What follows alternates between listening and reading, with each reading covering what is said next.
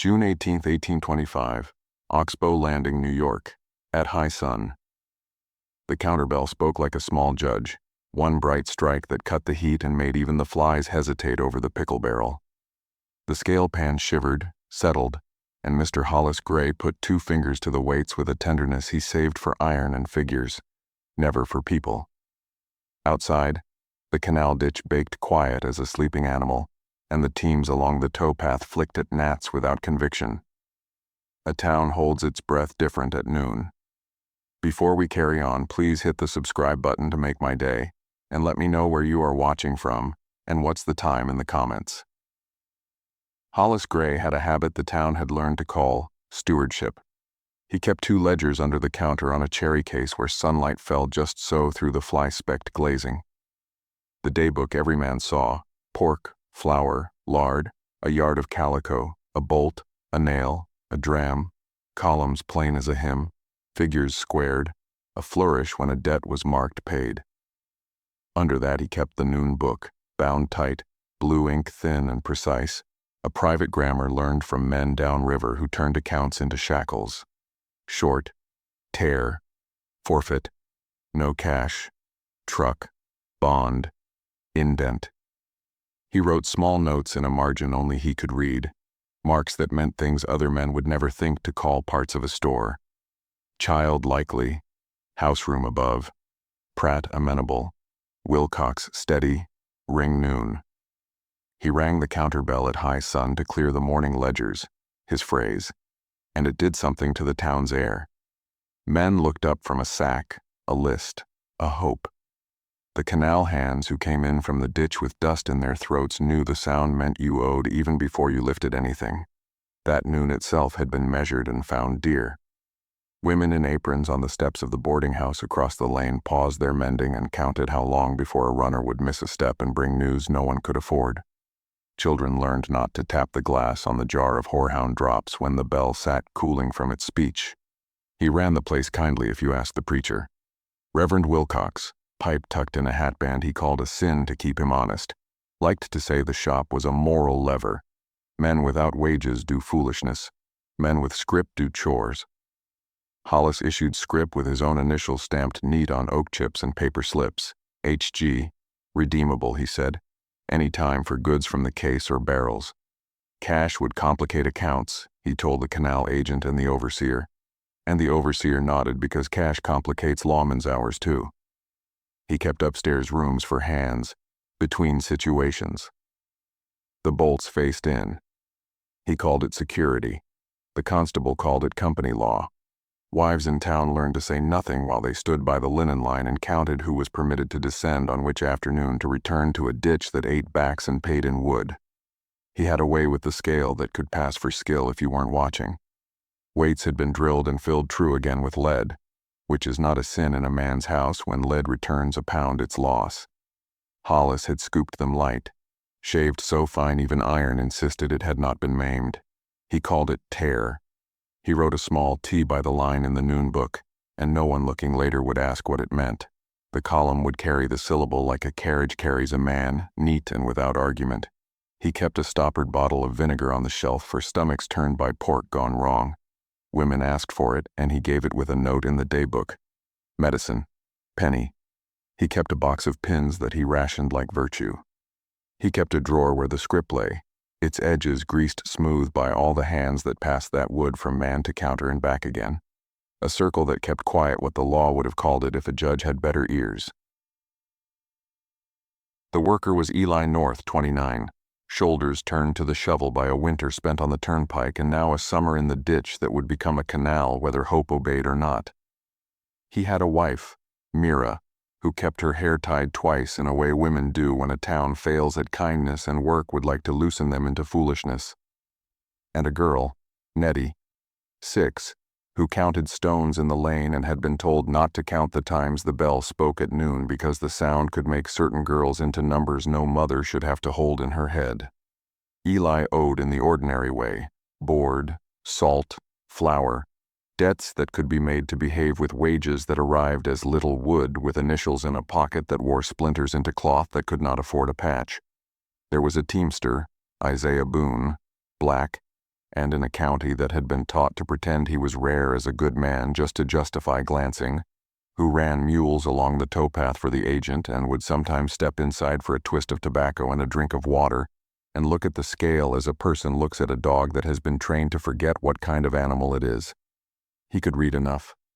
He kept it quiet, the way a person who can read sometimes does in a room that believes in ignorance as piety. Constable Pratt, hat brim too stiff, kept the stool by the door warm, and the town from imagining it could correct itself. He liked the bell. The sound made his lunch taste like owed favors.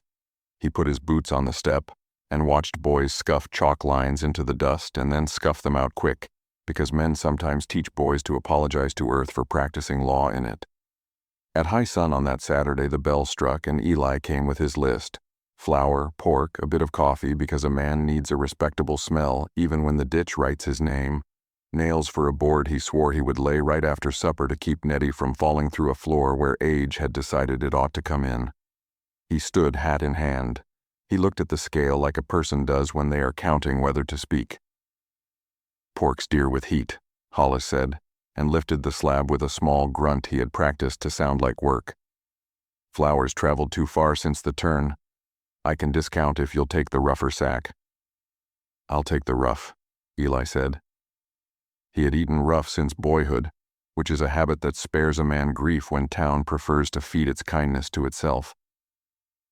Hollis put the flour sack to pan and let the weight do its proud trick. His pinky brushed the chain of the pan so lightly a person could call it courtesy. The beam nodded at a pound he had not honored, and he wrote it down. Eli watched and did not write it on his mouth. Isaiah, at the door with a mule's patience, placed a forearm along the frame and breathed once through his nose. "Room due Monday," Hollis said, eyes moving once toward Pratt's hat the way men announce law without making the bell do all the talking.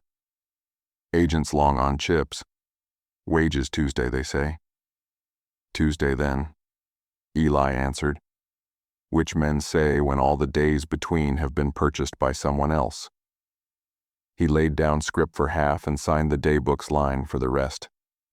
Hollis drew a small hook in the noon book beside Eli's name, a mark a person might think decorative. High Sun Toll, he had named that curl to himself. Men who keep bells learn to charge for sound. "I'll need pins," Mira said from the door, not stepping in, one hand on Nettie's shoulder. Around Mira, the air behaved. She had a way of standing that made counters nervous.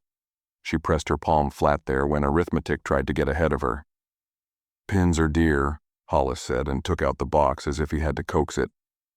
"Paper pack, 6 pence in scrip."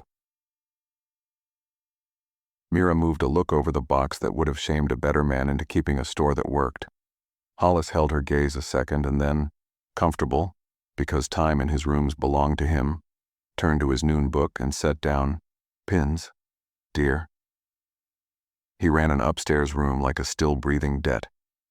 When a hand missed a day for fever, he had Pratt nod the man up with the same quiet force men use to sit a pig before a butcher.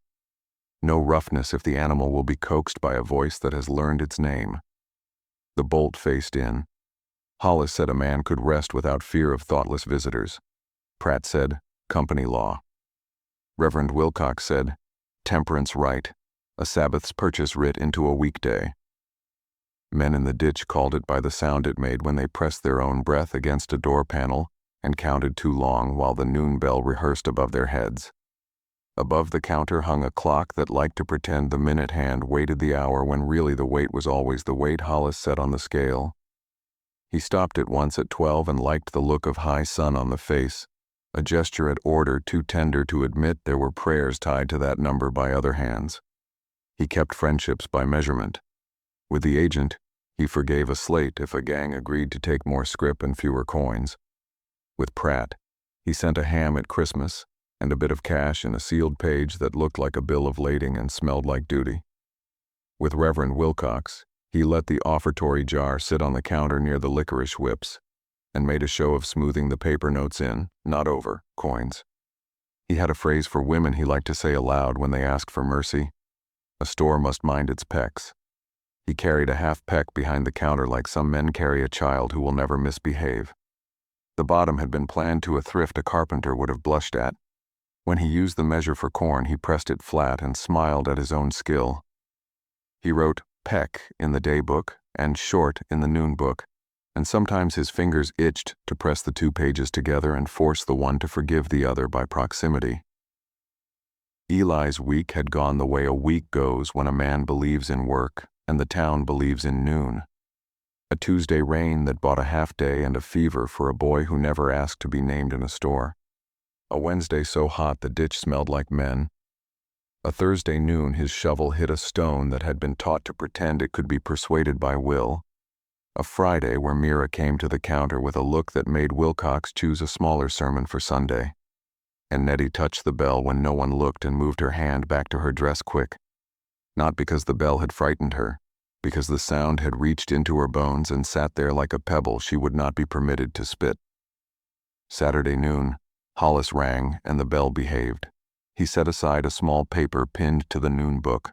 The poor law overseer had sent his clerk to note households over quarter. Too many in a room. Too much heat for a woman who would be bettered by work elsewhere. Apprentice, the clerk had written in a hand that had learned to hold C's dignified near P's. Weaver 3 miles east. There was a space for a name. Hollis had filled it with ink that dried too quick. Nettie North. He made a little cross beneath, his mark for amenable mother, a courtesy he had not been authorized to grant. He showed the paper to no one, and then, because men lose appetite for cruelty when it is not admired, he showed it to Pratt and to Wilcox, and to a traveler at the counter who liked to see local customs. They admired. Pratt said, "Law's the law." The preacher said, "Industry makes angels of girls who do not know what to do with a day." The traveler said, "Fine ledger you keep." The bell cooled. Mira felt the room go small, and did a thing women do when a single sound wants to win the whole day. She came to the counter and pressed her palm flat on the case above the noon book, and kept it there long enough for a thumb's oil to mark the glass. She did not lift it under any man's eyes.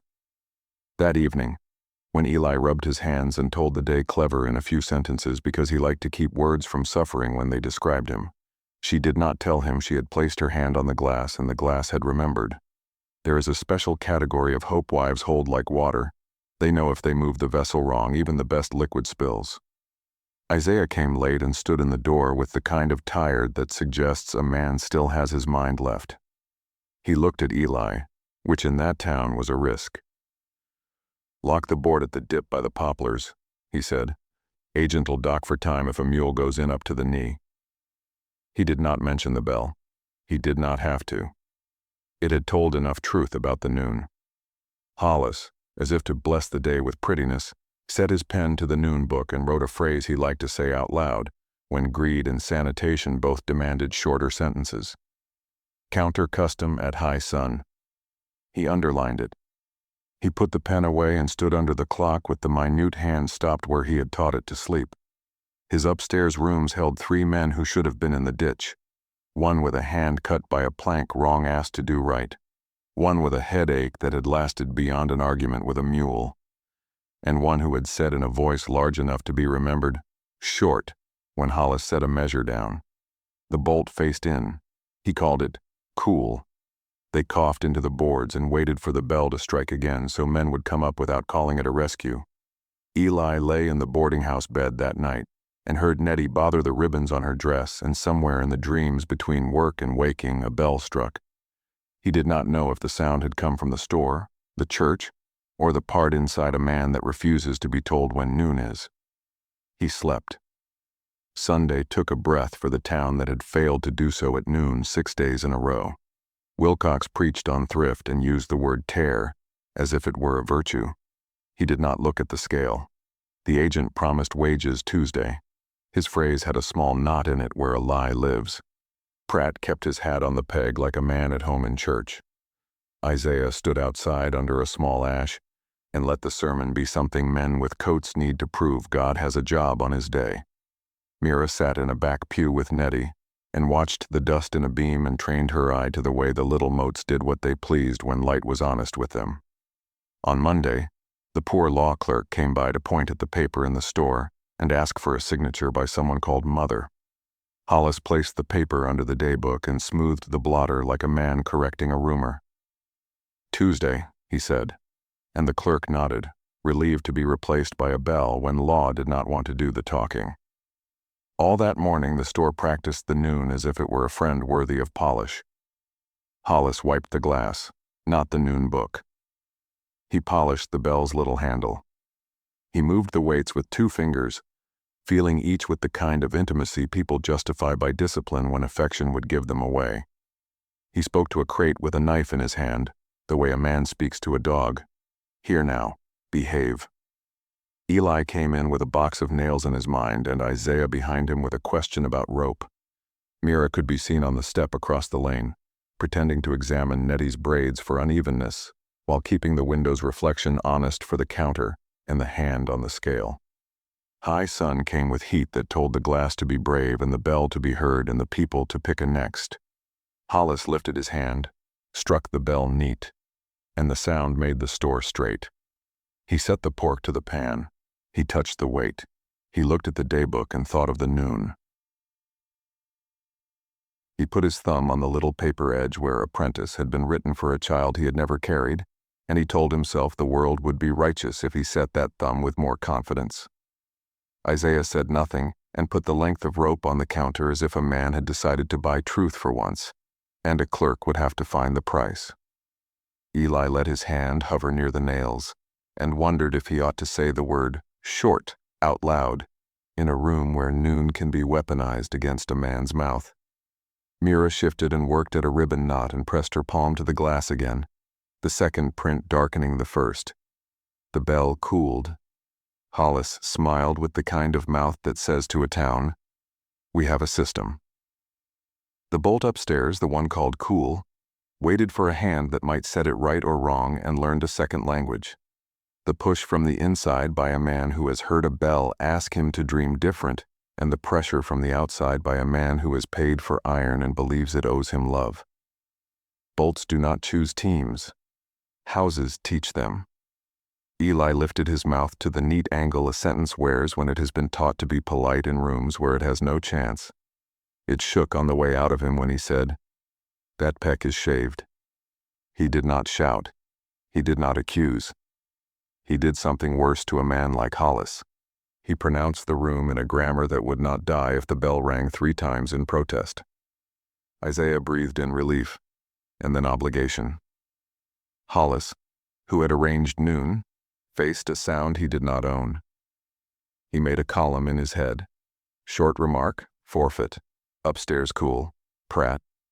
He set his hand to the bell to ring the room back into the day. The bell had cooled. The people had not. The noon book lay under glass with 2 prints in oil that no script could settle, and the poor law paper with a name filled where decency had slept. Mira withdrew her palm. The glass held her in a way more honest than any ledger.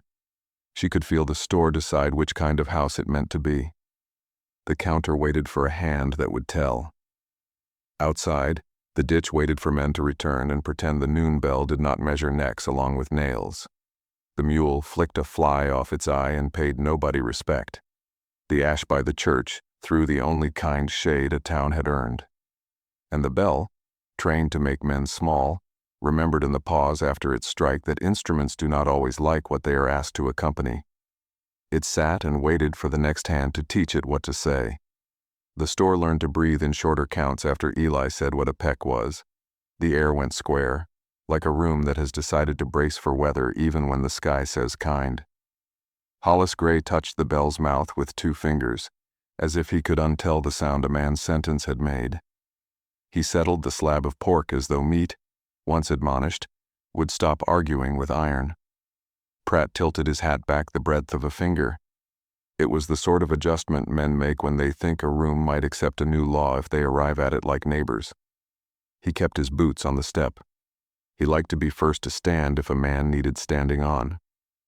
Reverend Wilcox, who had encountered men like truth and values like receipts often enough to develop a tone for both, arranged a sympathy for Hollis in his mouth before he spoke. "Weights are a science," he said, letting the word science do the heavy lifting for him. A store must mind its measures, a canal must keep its times. Measures mind themselves, Isaiah said, not to the reverend, not to the room. He had a piece of rope in his hand, and his thumb stroking the strand as if braiding a patience. He looked at the scale the way a person looks at an animal that's been taught a bad trick and still doesn't know better. Hollis let the bell cool in a silence he hoped would pass for civility, and wrote a neat F by Eli's line in the noon book.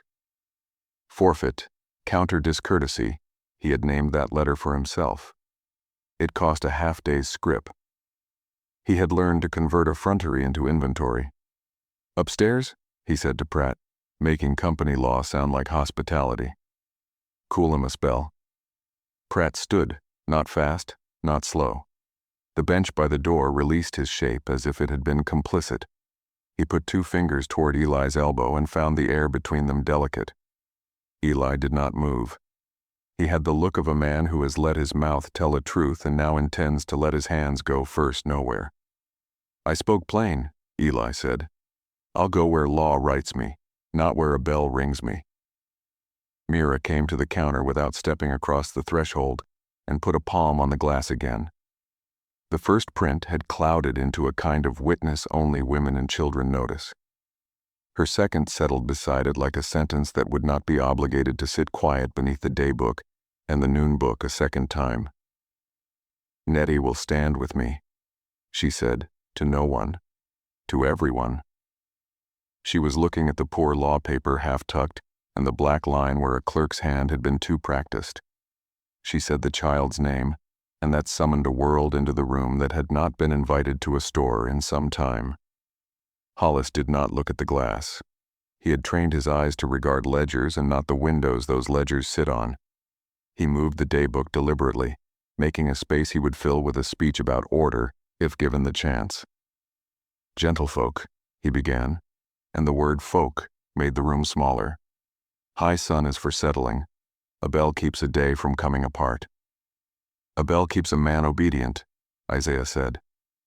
He did not move from the door. Wilcox put his hat on the counter, a display of seriousness he rarely offered midweek. "Eli," he said, "a peck shaved to feed 5 won't keep a town. A shaved pride will. Confess peace and let the scales right themselves." "They don't right themselves," Eli said. "Hands do." Hollis reached for the small paper again and smoothed the corner of the poor law clerk's line. He had a talent for doing injury under the appearance of clerical mercy, and wanted it respected.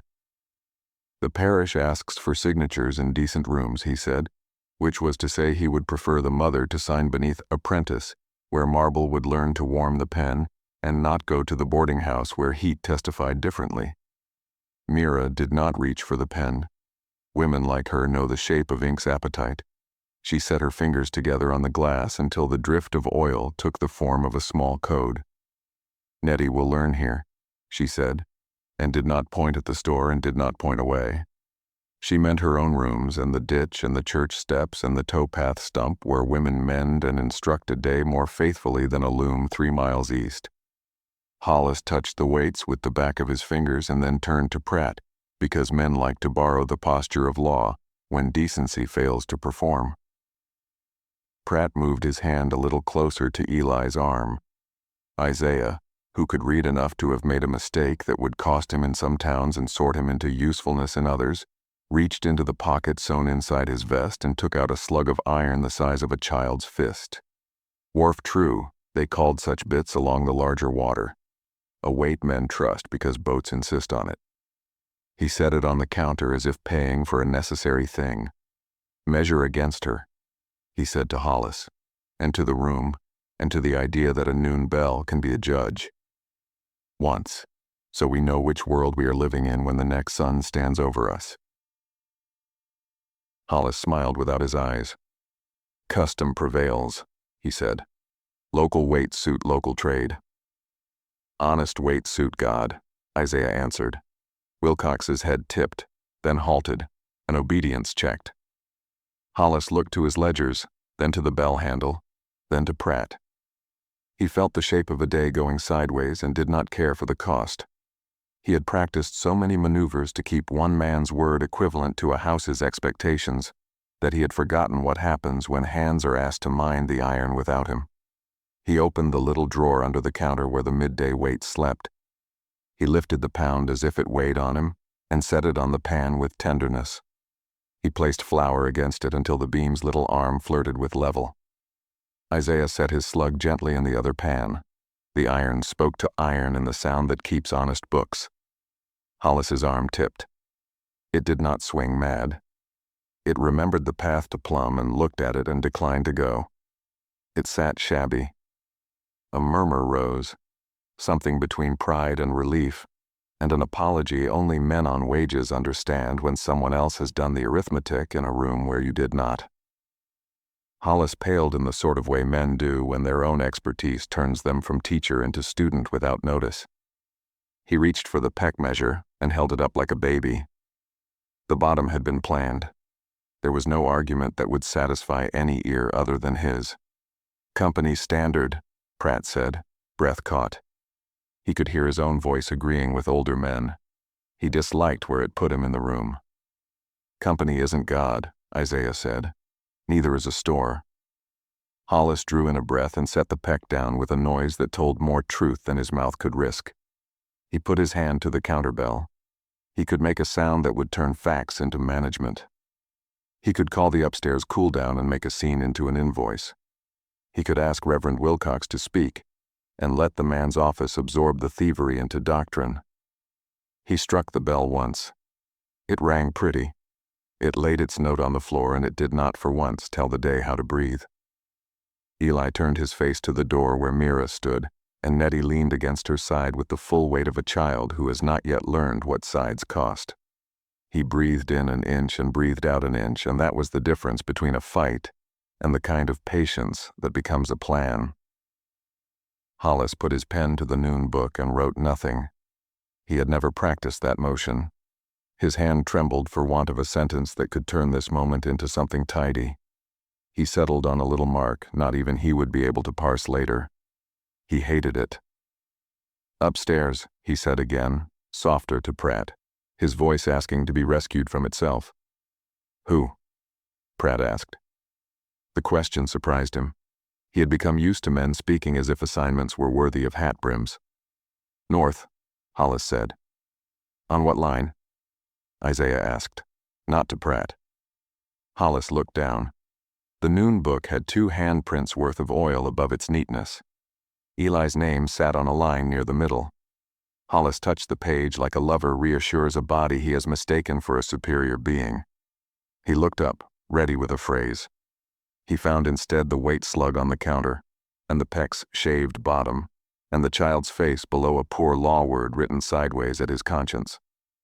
Pratt took a step he had trained his body to produce when something awkward wanted smoothing. He reached toward Eli and did not find an arm. He found a space where a man stood and would not be motioned. This confused him into decency. "Not today," he said, and the room went quiet with the care men take when second chances show up where they aren't expected. Reverend Wilcox, bold finally because he could borrow Pratt's human moment, said, "Better to account in private, Hollis.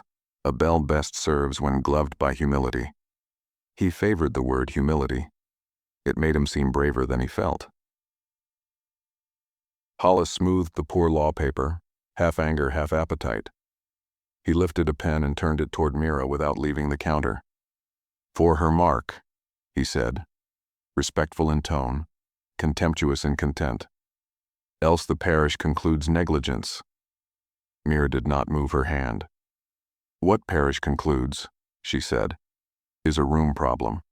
What a mother concludes is a house problem." She had never in her life confused the two. Wilcox considered the astonishing possibility that if she brought Nettie to his own steps and asked for help, he would have to provide some. He set his hat upright and found the bow on the band more useful than the sermon he had made ready. "Tomorrow," Hollis said. "Let us do this tomorrow properly."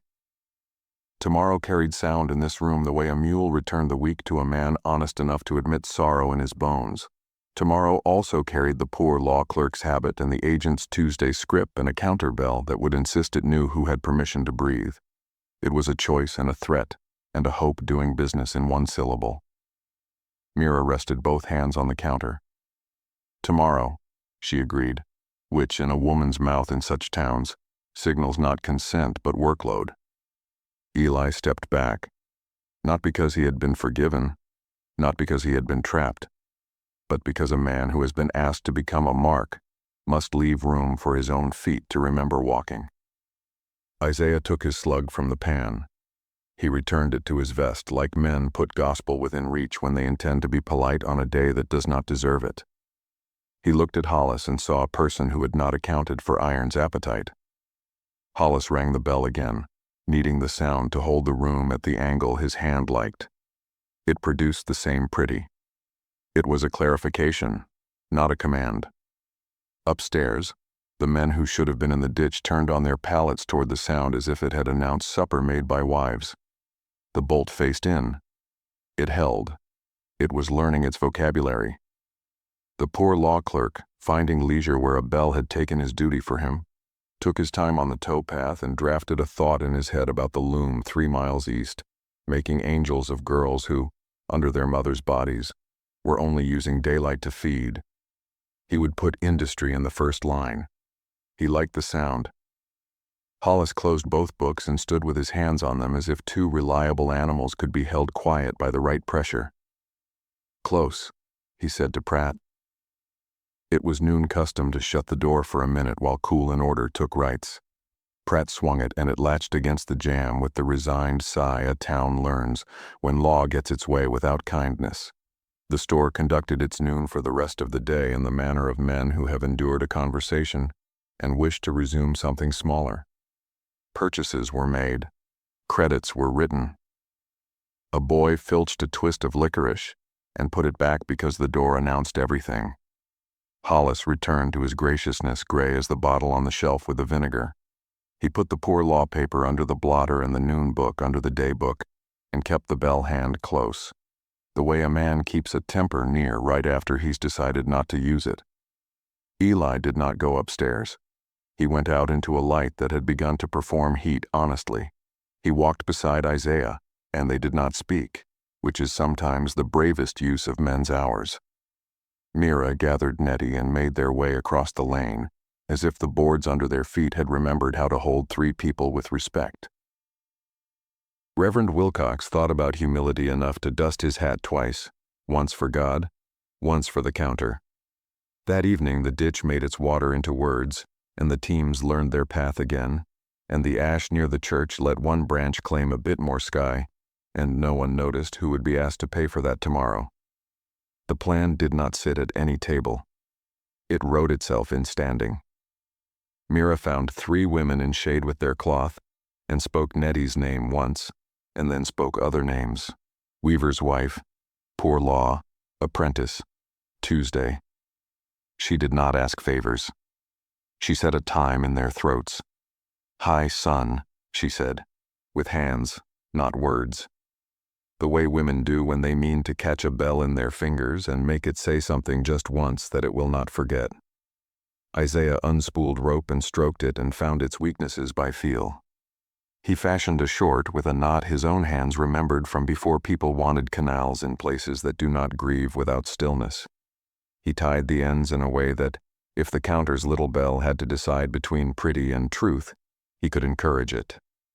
Pratt went home and put his hand on the doorframe and left it there.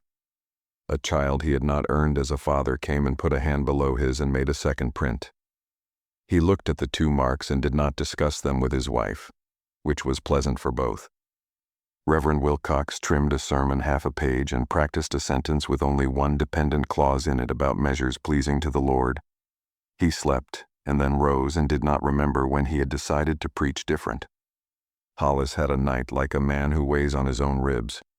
He took the pound in his hand after closing and turned it in his palm to remind Iron who loved it. He set it down. He put the peck measure on the counter and looked at its bottom and thought ridiculous thoughts about planers and mercy. He opened the poor law paper and ran his finger over the neatness where Nettie North had been made a line and not a person. He slept late and woke before it pleased him, and came to the store a minute early to feel alone inside it in a way that will forgive a man for being himself an hour longer. Morning came indifferent as ledger paper. The bell was clean. The scale had been wiped and settled on its pan with an eagerness that could be misread. Men came for nails because work cannot be put off for theological reasons. Women came for pins because decency refuses to starve while law eats.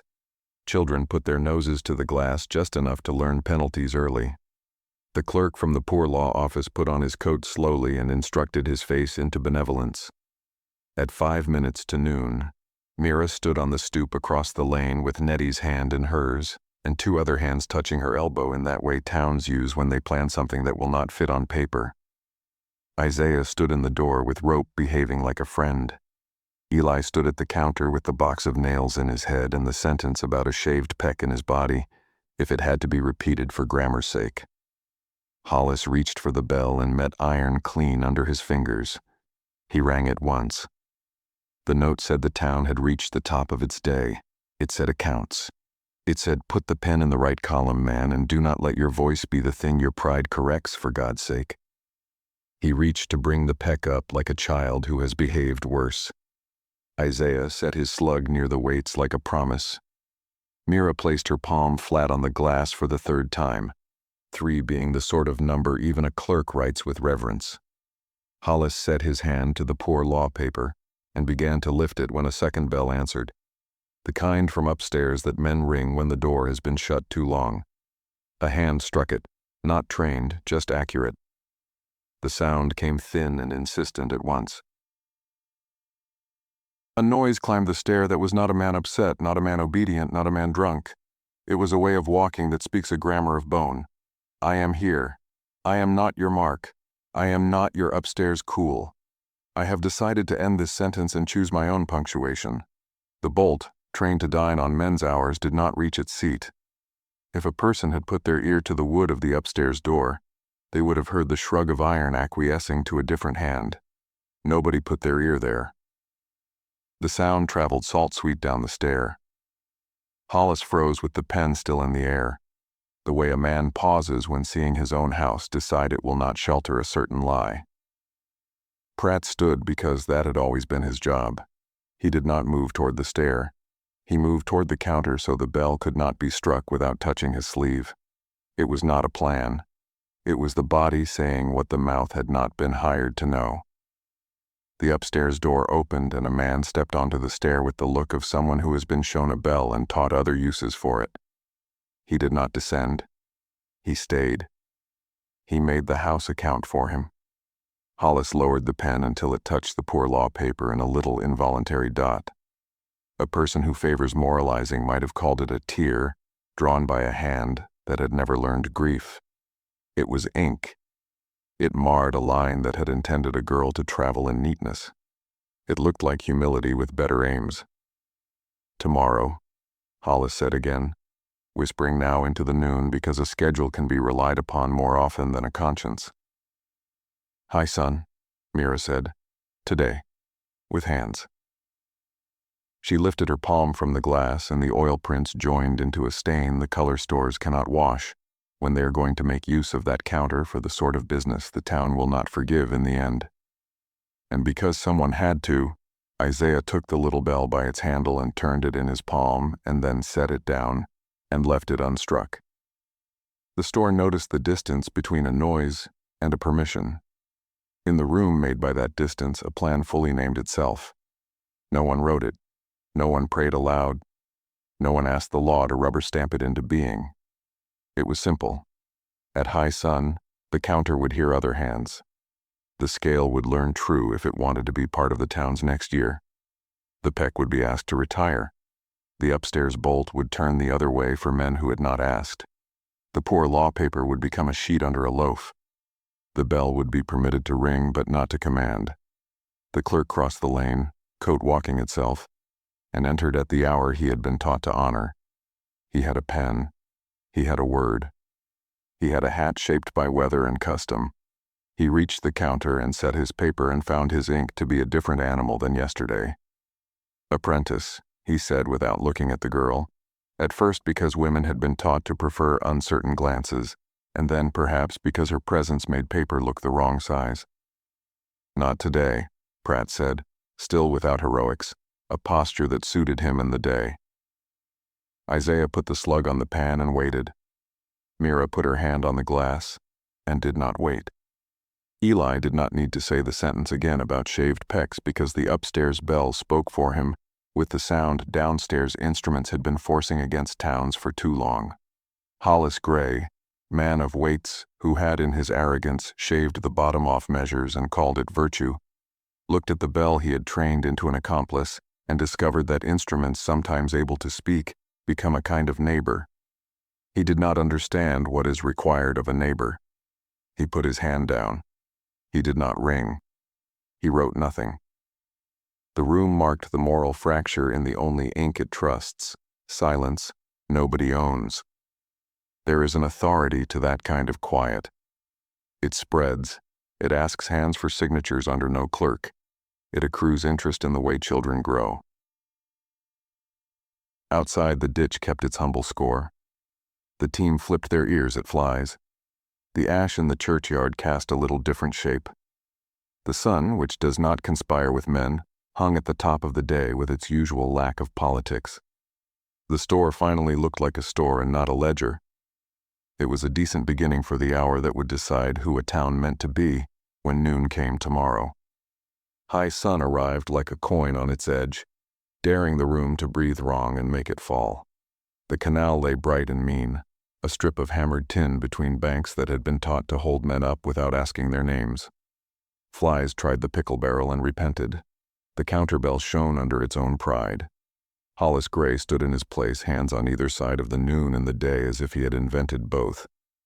He straightened the day book, set the noon book a half-inch under glass where oil prints sat like a map somebody else had drawn, and looked at the scale with the tenderness a man saves for tools that have lied on his behalf and never asked wages.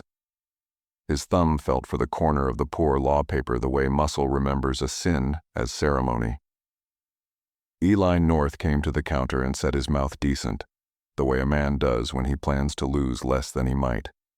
Isaiah stood in the doorway, rope looped and made calm by a thumb that knew the smaller knots by their first names. Mira crossed the lane with Nettie and two women who wore their aprons like flags of a country the store had refused to recognize. Sal Shepard, who mended until night so her hands would be too tired to betray her in church, and Hester Pike, who did washing and understood lie and men both. Reverend Wilcox took the shade by the licorice and practiced keeping quiet. Constable Pratt sat on the stool by the door and found that his hat fit different when a town had already decided whether or not it would obey him.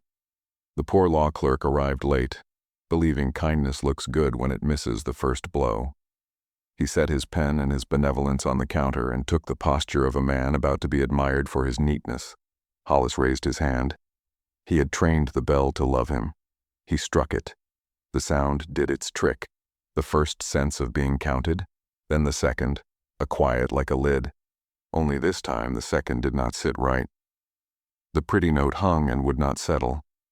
It wavered as if air had been given a vote. Two men on the stair above, the ones who should have been in the ditch, rang their own tin against a railing without rhythm and made the upstairs thing that had been trained to eat time spit it back for a second. Hollis reached for the peck. Isaiah set his wharf-true slug on the counter without raising his eyes. Mira laid her palm on the glass again. Third time, the oil showing darker now where a woman's insistence had become instruction. "High sun," she said, letting the word sit on the counter like something you could weigh. Hollis lifted the pound. He put flour on the pan and pressed it toward level with a pinky trick his father had taught him on a better street. Isaiah slid the slug into the other pan. The beam hesitated like a man about to apologize. "Again," Sal Shepard said. It was not belligerence. It was housekeeping. Hollis found the bottom of himself then. Nothing mystical. Just a man discovering the sensation of being watched in daylight by people he had been proud to keep on clocks. He set the peck up as if it could defend him. He knocked it with his knuckles. It rang false. He turned it to show the planed bottom to nobody in particular, a reflex of shame. "Company measure," he said, but the phrase had no place to sit. Company had not come today. Reverend Wilcox felt a sermon fall out of his pocket and stepped on it so no one else would trip.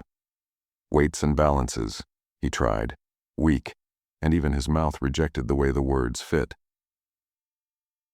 The poor law clerk, dignity uninjured yet, put his finger on the line where apprentice had been written and cleared his throat, an announcement of a sort. The sound died short, as if the paper had learned to be ashamed of itself. He lifted the pen and looked at Mira without looking, then at Eli rather than his own hand. "Not today," Pratt said, the way he had the day before, and his voice this time wore itself like a tool. It did not offend the room. It belonged. Hollis's face went thin. A man like that rarely has a second language. He reached for the bell once more to make the pretty that had so often been his rescue. Isaiah's rope slid forward and looped the handle gentle, nothing grand, just enough to ask the metal to consider silence. The rope answered the bell by becoming it. Instruments in a decent room teach each other manners. "Law requires order," Hollis said, because men from his family have always sung law when they mean their own day to go easy. "Order requires law," Hester Pike answered, and the small difference between those two sentences made the floor decide who owned it. Upstairs, a bolt slid, not clean, not loud, but true, and the men came down the first 3 steps and stopped as if a line had been drawn on the 4th. They looked at Pratt. He did not glare. He nodded once, and the nod contained a whole week's apology and a whole week's permission. They took the last steps like men stepping off boats after weather. The door at the top swung and did not kiss the jamb, because the latch had been taught to face out that morning by a hand that refused to let iron keep learning the wrong thing. Hollis moved his hand to the poor law paper because paper had never betrayed him. Eli put his palm on the edge of it, not rough, not a slap, just a weight the clerk could read without moving his lips. Mira slid the paper out from under the pen like a woman shifting a pan of bread to a cooler part of the stove. She laid it flat on the counter and set a loaf on it, Charity's habit in another county, the oldest kind of sacrament, and let the heat teach the ink humility. "Test the weights," Isaiah said to the store, to the reverend, to a boy at the door whose father had come drunk last week and been sold a bolt of calico in exchange for chips that would never be redeemed if the scale didn't stop telling lies. "Test the peck, then test the noon." Hollis produced the weights because he had no language left but iron. Isaiah brought out 3 from a bag that had lived under mules, honest by habit more than intent. He scraped one across another to prove no shaving had made legal a theft. The beam found center. The store felt the kind of relief men keep for when pain has been named rather than removed. "What of account?" the clerk said faintly, trying to re-enter a room that had left him at the door. "Accounts in the lane," Sal Shepard said. "In air. Then your pen can copy." They took the scale to the stoop. It grumbled as if offended to be made public. Hollis carried it. Eli set it. Isaiah put the slug down with the tenderness of a man setting a child who has consented to walk again. Pratt stood where his body could prevent a foolishness without committing one. Reverend Wilcox for once became useful. He fetched the half-peck from the back and placed it beside the planed liar on the rail like a pair of tall tales about to be disproved. Hester had a scrap of string and made a straight line across the peck's bottom to show where it ought to sit. It didn't. Men drifted from the ditch. Women crossed with pins between their lips. The mule shook its bridle and stamped, as if impatient with people who needed this long to find the truth the animal's back had grasped seasons ago. Children collected by the ash and were surprised no one told them to hush, while grown folks corrected a number. One by one, sacks were weighed back. It did not become a riot. Eli lifted, a friend held, Isaiah steadied, and Hollis wrote.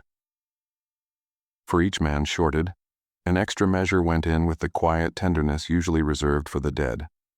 Mira named the women who had seen their suppers thinned for Hollis's tear, and watched nods become a choir of practical theology.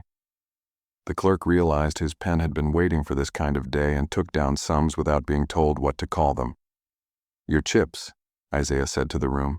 "He'll redeem." He meant Hollis. He did not mean Mercy. Hollis wrote his initial beside lines in the noon book he had never intended to explain out loud. His hand shook and then remembered how to behave in company. Truck. He had loved to write there. Today the word looked small and ashamed, as if it had been caught wearing another man's coat. Pratt took the peck, both of them, and walked them to the ditch, and men made way without anyone calling for order. He set the shaved one down and put his boot on it. It crushed easier than decency. The honest half-peck he carried back like a child borrowed and meant to be returned. He placed it on the counter. The bell, unhooked, minded its own shadow. Now the bell, Mira said. Not a declaration. Housekeeping again. Ring true. Hollis lifted it, then stopped because his hand had found a new weight, the absence of obedience. He looked at the rope in Isaiah's palm. Isaiah opened his hand and made the handle available. Hollis struck. It rang plain. It rang without the little trick people had not been able to put words on. It rang like metal having its say instead of a man ventriloquizing the day with a toy. Upstairs the little tin answered. A ragged, ridiculous echo that somehow made the truth louder. A door above stayed ajar, not as threat, as promise. Reverend Wilcox put both hands on the counter and bowed his head without theatrics. Waits right, measures fair, he said, the shortest prayer of his life. It served. The poor law clerk, his benevolence finally sitting where it belonged and not in other people's mouths, rolled the apprentice paper into a tube and slid it into his coat. Withdrawn, he said, writing the word in the air and meaning it in his docket later. He had never before modified a line in a way that made him feel bigger. He tried to keep his face ordinary and failed a little. No one minded. Hester Pike went through the pins with the entitlement of a woman who has kept a family's elbows presentable on half what was due. Full pack, she said, and Hollis, fresh from learning things, handed over pins like they were sacraments and not little wires dressed for a job.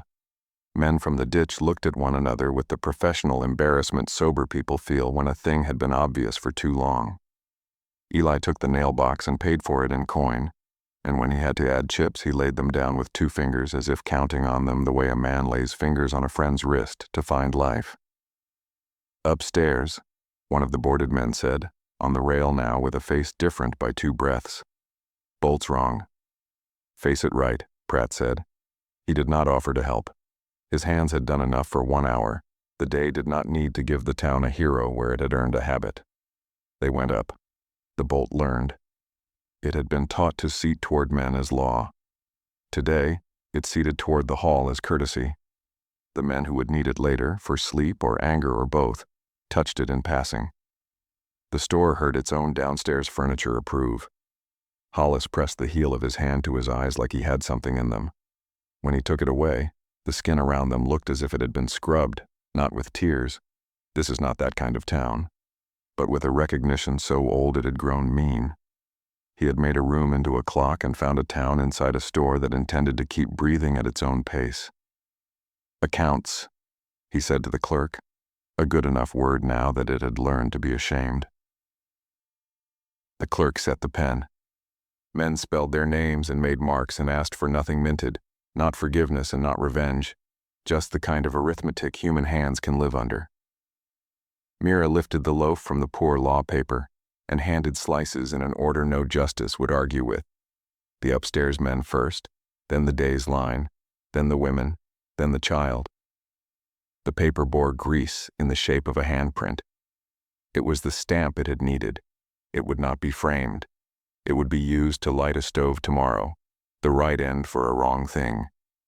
Isaiah took the slug back and put it in his vest and looked to the rope, the bells, and then his own. He tied a short to the handle and left it there, not to prevent sound, to keep a hand honest. Some instruments can be taught by thread when men insist on forgetting. The crowd thinned as if called back to a ditch that had waited politely while the town corrected itself. The ash shifted its shade as if to keep a promise to the next hour. Pratt picked up the shaved peck splinters and put them in a barrel, an unceremonious burial. Wilcox went to tell God the joke had been on him, and he had taken it graciously. Hester went to mend, Sal to scrub, Eli to nail the loose board in his floor that had been waiting for this kind of noon. Mira pressed her hand to the glass one last time and left no print because the counter had learned. Hollis stood with nothing to straighten. He put the noon book away. He put the day book on top of it and discovered the decent order made sense without cleverness. He lifted the bell twice in the afternoon just to hear what it would do with no order tucked in his hand. It answered like a thing that had been kept clean and finally used right, not as a judge, as a mouth. At dusk, Isaiah crossed the towpath, and the mules, feeling partnered for once, kept a blood-warm pace and did not start at the bell when it rang from the church to call children to stew. Up in the boarding room, a man closed his eyes without flinching at the sound of a bolt, which, tonight, made a human noise. In the ledger that lives in the human chest where hands write and no clerk will ever proof, a line had been added under a column that men had given the wrong title, and women the right one. It did not say victory. It said next. Morning did not notice what the town had done. It rarely does. It laid light across the towpath, and on the pickle barrel's lid, and along the counter glass, with the impartiality that makes weather more honest than men. The canal water moved itself in inches that did not announce progress but delivered it anyway. The bell sat where it sat, a tool, not a lord. The scale slept true. Hollis Gray came early the next day and put his hand on the glass without a rag. Under his palm, the two darker places where Mira had held the room to account had dulled into something the counter would keep. Neither stain nor decoration, instruction. He lifted the day book, habit, and then, without theater, lifted the noon book and set it beside, as if the two might get to know one another beyond the old arrangement of concealment and pretense. He opened the private one and read his own markings with a face that had lost the muscles for admiration. He closed it and did not lock it. He took the peck with the plain bottom out of the barrel where Pratt had tossed the splinters and found a piece small enough to fit his pocket. He set it in that pocket, an ember that would itch when he reached for comfort and make his fingers come back out different. He hung the honest half-peck by a nail behind the counter where it could be reached and seen. He moved the weights on their velvet. He pushed the bell once with one finger and it said noon without suggesting he was in charge of anyone's breath. That was enough practice for a day. The poor law clerk sat, withdrawn on his docket beside North Nettie, and drew a small fishhook of ink to remind himself where he had learned to be useful. He brought that docket into his office and did not file it underneath a better story. He left it on the desk where the next petition would have to glance at it and, if it had any shame, lower its voice. He wrote to the Weaver East and said the parish had reconsidered its account of angels and industry. He softened nothing. His hand learned firmness without cruelty, and that may have been the best improvement a town got that month. Pratt walked out into the lane and stood at the spot where the shaved peck had been broken.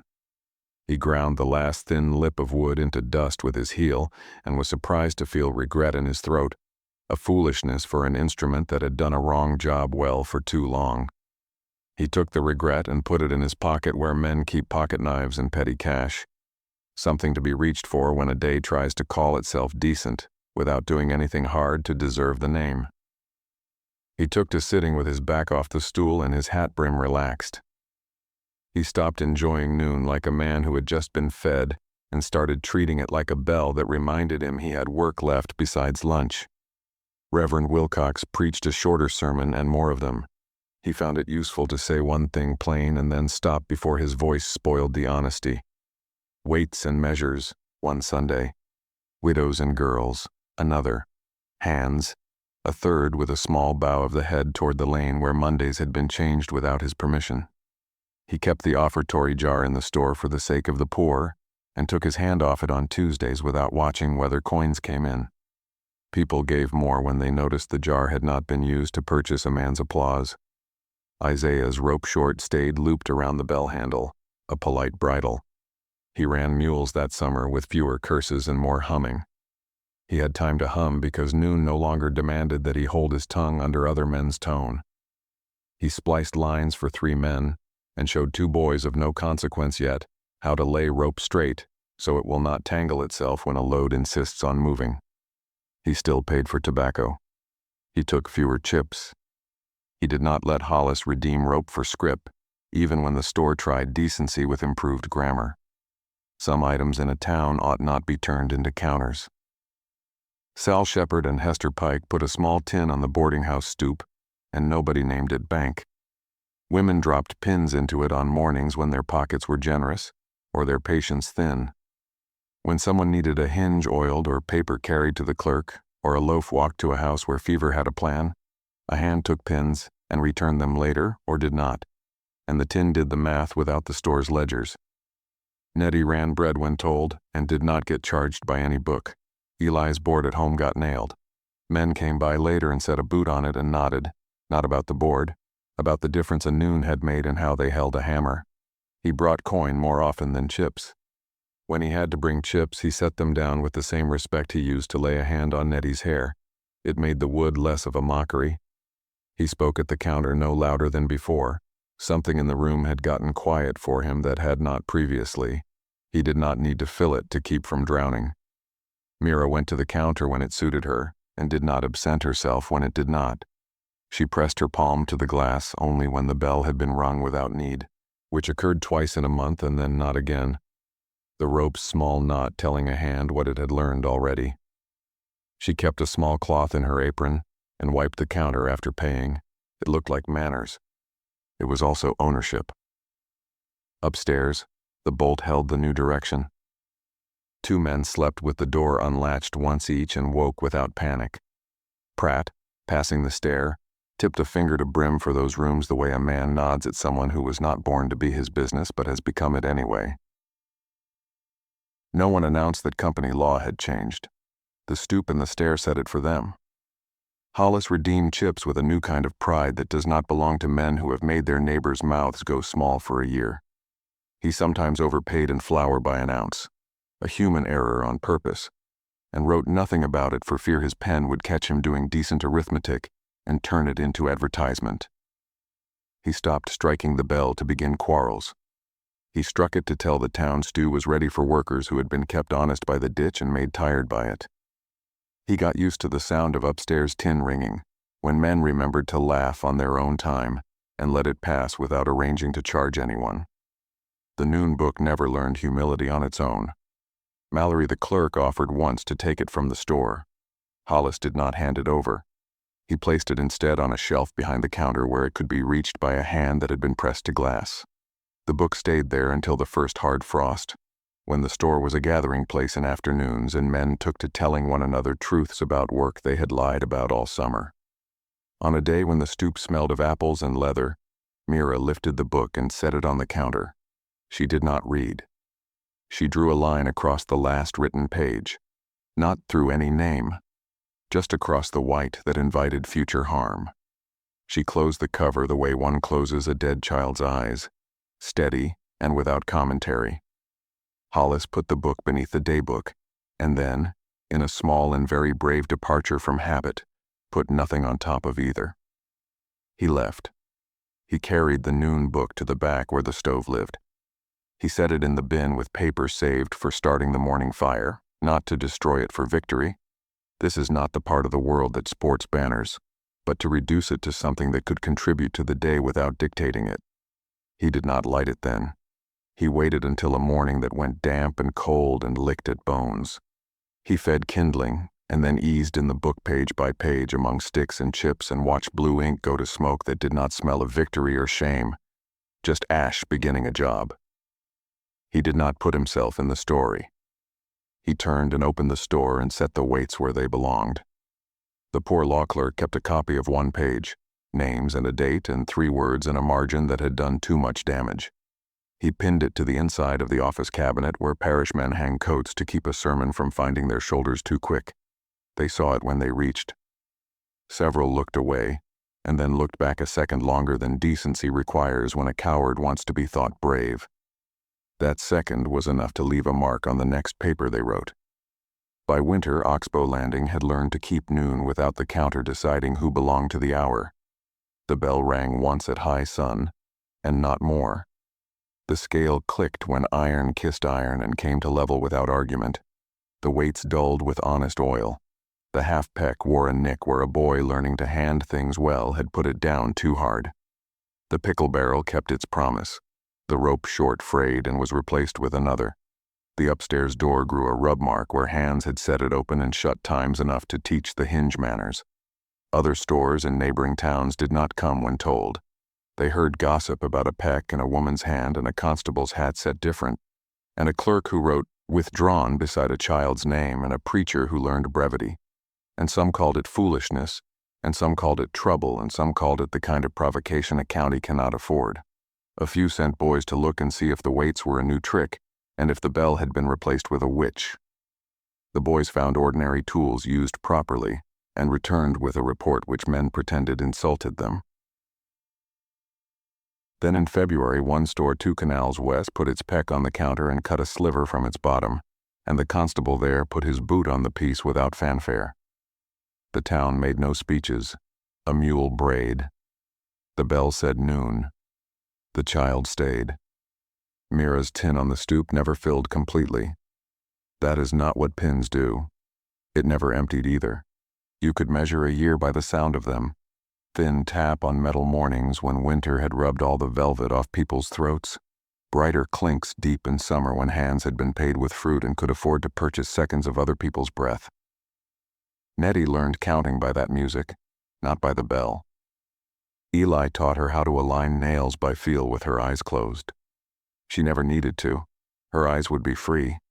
But the trick pleased her because it came from a day that had not been put on paper. Isaiah kept the slug under his vest until it wore a softness into the lining he did not bother to repair. On nights when the town's courage shrank to match its coats and men wanted to talk about how things are in a way that smelled like the old noon, he took the slug out and set it on the counter and said nothing. He did not need to. Iron has a way of keeping rooms from lying to themselves if the door has been taught to face the road. Hollis lost business slowly among men in love with pretty lies, and he did not woo them back by ringing. He measured grain faithful and cut cloth square. He changed the rope periodically and greased hinge mouths without waiting for complaint. He showed the little scar on the bell handle where Isaiah's short had ridden and called it its true name when asked, a safeguard. He aged in the manner of men who have discovered they are not remarkable and are relieved. He wore the piece of shaved peck in his pocket until the coat it lived in wore out, then transferred it without joking to a new pocket. On evenings when nobody needed anything of him, he took to the stoop and watched the lane in the long light that finds dust and honors it. The upstairs rooms did their partial penance. Men slept, and when they overdrank, Pratt walked them home in a silence that was neither charity nor enforcement. The store did not keep accounts of that. The road did. The road keeps better books than counters. Reverend Wilcox buried a man that winter who had misread noon all his life and spoke over him words of grace that had the courtesy to ask permission of the ditch and bell together. The ash by the church split a branch and recovered. Children carved initials on it and knew the letters for their friends better than the letters in a ledger, a local improvement. Spring returned with more birds than the winter had promised, and less rain than the men had planned for. The bell cracked a hair at the rim. Metal does that from use and contrition both, and Mr. Gray took it down and tapped it at different points and taught his ear a new geography. He mended the crack with a strap of iron and a neat pair of rivets Isaiah set for him between mules. The men showed. Nobody minded. It rang true with a faint seam in the note, so you could hear where it had been taught humility. That is the best music an instrument can make in a town that has decided to keep time with people, and not with owners. When the first real heat stood over Oxbow, the store at High Sun rang once, and then left the day to the ditch and the stew and the nails. Children laughed inside without being shushed when the bell spoke. The scale did not argue with the man who had brought income that was not chips. The poor law clerk passed by and nodded at the door, not out of respect for things, but for the absence of certain words. Pratt shifted his hat and found his fingers no longer remembered the old position. Reverend Wilcox paused and did not bother the bell with his own hand. Mira crossed in the slow hour with Nettie growing long and Liddy's cloth her own on a hem again. She put her palm to the glass and left no print because the counter now remembered without her insisting. She set pins in the little tin, and the tin made the polite note that means the town has decided to buy itself mercy in sensible amounts. Toward evening, a wind came down the canal from a place that exists only on maps and in letters, and the ash leaned, and the pickle barrel top rattled like it had opinions, and Isaiah tapped the bell once with a knuckle to make sure a storm would not let it forget what noon means, and it answered plain. Eli walked in with a box and paid in coin and wood and the sort of conversation men use who like work enough to forgive a day for thinking it invented them. Children ducked fingers in the jar of whorehounds and put two back without being told, because towns where measurement has been cleaned up make children honest in ways sermons do not. Upstairs, a bolt slid with the sound of a man making sure he will sleep in a room that has forgiven him for being poor. The scale sat with its beam at ease. The rope short frayed again and got replaced. At last light the bell rang once without a hand, because weather is fond of tools that have learned manners. Nobody checked to see who had rung it. People stood in their doorways and let the single note settle on their collars. Then they went inside. Later, after supper and the counting of small mercies, Hollis turned the key on the front door. He stood with his palm on the counter where oil had once taught him to be educable, and felt under it the faintest warmth still. Glass, remembering skin, and passing along that memory like a good rumor. He set the honest half-peck straight. He touched the repaired bell and felt the seam. He put his hand in his pocket and touched the sliver of the old wrong measure that he had kept and did not take it out. He blew the lamps in their order and let the store go to dark. Outside, the canal made its slow sound, the kind water has when it understands it will not be asked to repay kindness in any currency besides continuing. The towpath kept its marks. The ash wrote its shade where it did before. The pickle barrel held. The road owned the wheel cut it had earned. The bell rang only when it was struck or when weather thought to praise a room. Noon came again in the morning and no one owed the sound. And when high sun arrived the next day, the counter bell spoke once, plain as the word bread. Men breathed, women held, children laughed. The scale settled without performance. The rope remembered truth before pretty. The upstairs bolt faced out.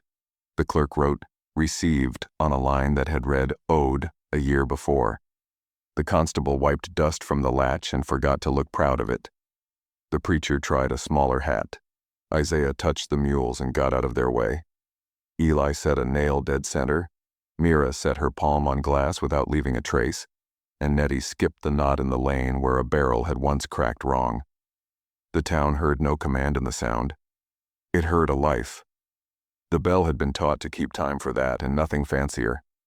That is the truth the counter kept in the end, and the only noon a place like Oxbow needs to remember when it goes to ground.